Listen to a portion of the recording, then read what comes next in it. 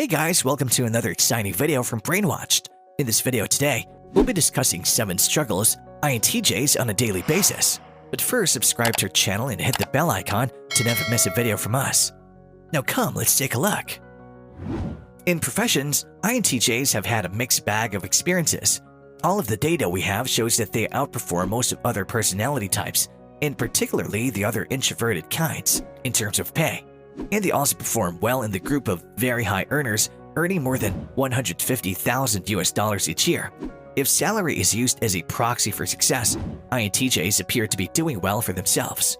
At the same time, INTJs are less likely than other high earners to lead teams, and they're less satisfied with their jobs. They might be downright unhappy in the wrong career. INTJs have a clear mental image of what they want from work, which may or may not align with what the business is giving. With that being said, let's get into today's video. But before we start with the video, like and subscribe to our channel to never miss any updates. INTJs know.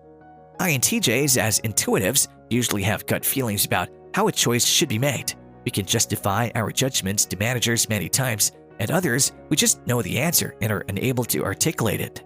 Subconsciously, we will have done a lot of pattern spotting, anticipating, and scenario planning to get to our conclusion, but none of those activities have a clear thinking process or paper trail. We may even terrify our coworkers because we make judgments rapidly, and with that, they perceive to be a lack of proof. The inability of others to see what we see irritates us greatly.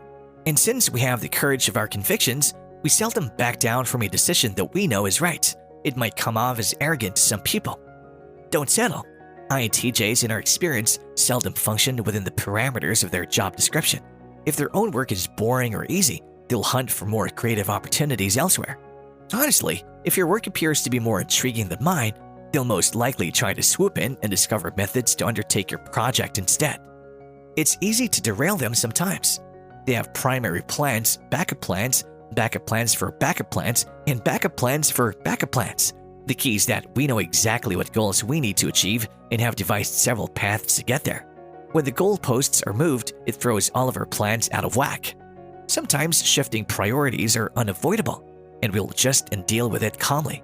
It's not your responsibility, for example, if a key supplier has gone bankrupt and we need to find a replacement as soon as possible.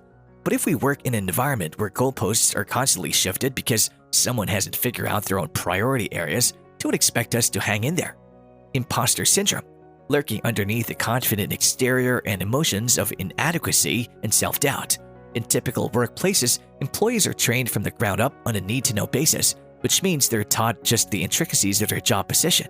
INTJs learn in the exact opposite direction, from the top down, beginning with a broad picture before delving into the nitty-gritty of a professional assignment. If we can't see the wider picture of what we're doing, we'll feel underachieved and out of control. When you combine it with the INTJ's meticulous inclinations and voracious need to learn, it's easy to see why so many of us feel foolish and inadequate. Love-hate relationship with autopilot. In almost every employment, you reach a moment where you've learned everything there is to know and are flying through the work on autopilot. This is a point that INTJs enjoy since it is, here's the word again, efficient. It implies we can produce high-quality work with less effort.